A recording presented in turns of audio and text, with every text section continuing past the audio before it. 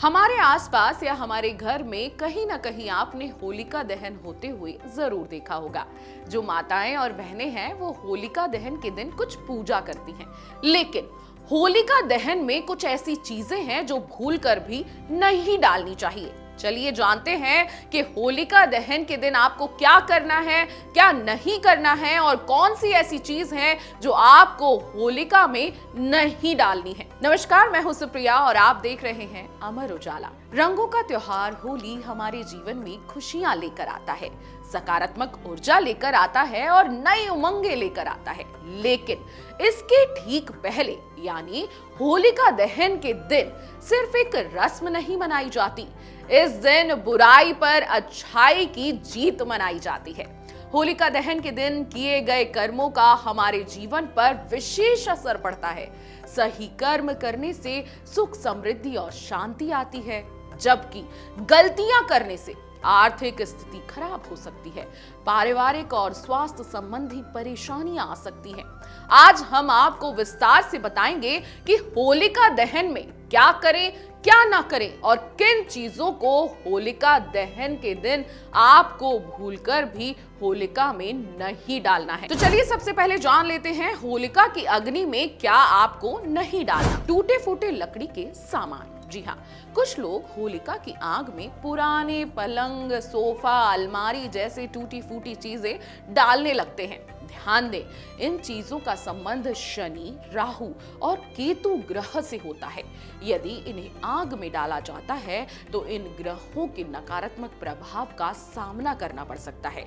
इसलिए अपने घर की जो गंदगी है वो साफ करने के चक्कर में आप उसे होलिका में न डालें। दूसरी सबसे बड़ी बात याद रखें, कपड़े या टायर जैसी चीजें भी आपको नहीं डालनी है। जी हाँ, कपड़े, पुराने टायर या प्लास्टिक जैसी चीजें जलाने से होलिका की अग्नि अपवित्र हो जाती है और यह प्रदूषण भी फैलाती है। इसके अलावा इसका संबंध राहु और मंगल ग्रह से है।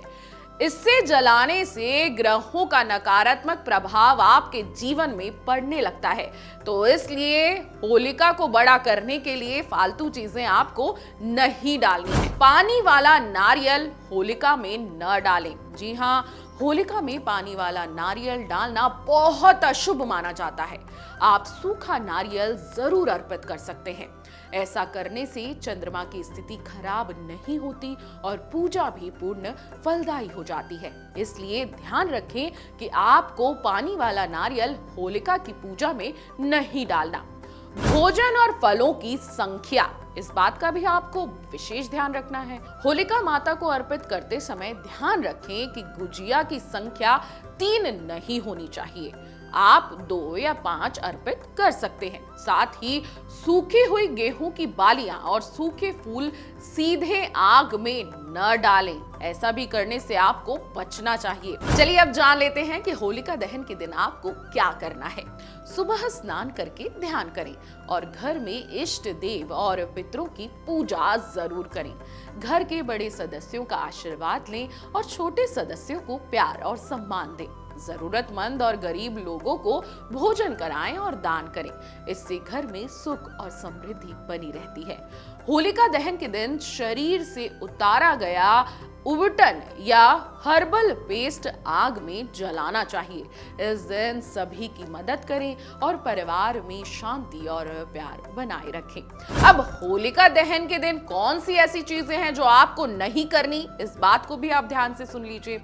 इस दिन तामसिक भोजन यानी मांस और शराब से आपको दूर रहना है। इस दिन किसी से पैसा उधार न लें और ना ही पैसा उधार दे। साथ ही किसी भी अनैतिक कार्य से दूर रहें। बड़े बुजुर्गों या महिलाओं का अपमान बिल्कुल भी ना करें। भूलकर भी किसी अन्य घर में भोजन इस दिन आपको नहीं करना है, ये बेहद अशुभ माना जाता है। इस दिन क्रोध ना करें, झूठ ना बोलें और गलत संगति से भी दूर रहें।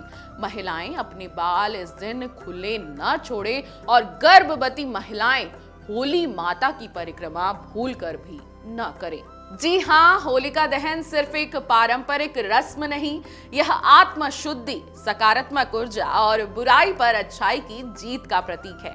इस दिन सही कर्म करने से जीवन में सुख, समृद्धि, शांति और स्वास्थ्य की वृद्धि होती है। आइए इस होलिका दहन पर अपने अंदर की नकारात्मकता और बुरी आदतों को जलाएं और प्रेम, दया और सद्भाव को अपना लें।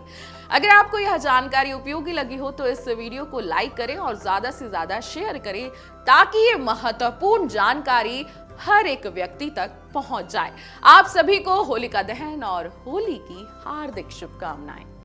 अगर आप ये वीडियो YouTube पर देख रहे हैं तो हमारे चैनल को सब्सक्राइब कर बेल आइकन दबाएं और Facebook पर देख रहे हैं तो हमारे पेज को लाइक करें।